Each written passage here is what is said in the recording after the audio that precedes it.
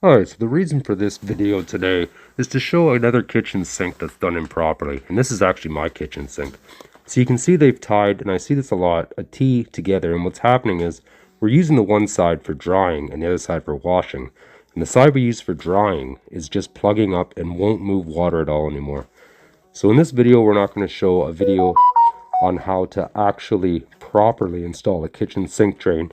We have many videos on that actually, if you want to check those out. But in this video, we're going to be showing how to clean a kitchen sink drain if you have the option like this. Now the reason I'm cleaning this and not doing it properly is because I don't have the material on me right now and the one side's not draining. So I'm just going to clean it. Look at that one in the bottom right. That is done improperly. I got sidetracked there. So what I'm doing is I'm just removing the assembly for now. And if my suspicion is correct, the drying side or the right hand side of the drain is going to be plugged tight. And I'm going to have to clean that out. Now, if it wasn't in the negative temperatures and so cold outside, I would take it outside and use a garden hose.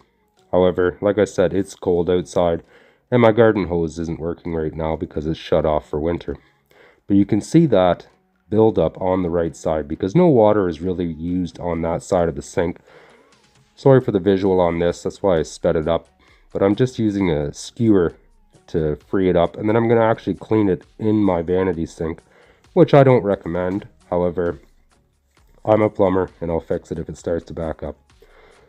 But what I'll do is I'll run lots of water down. If you ever put lots of stuff in your sink like this, just make sure you run lots of water afterwards. And you can see in the top left the reassembly of the whole kitchen sink drain.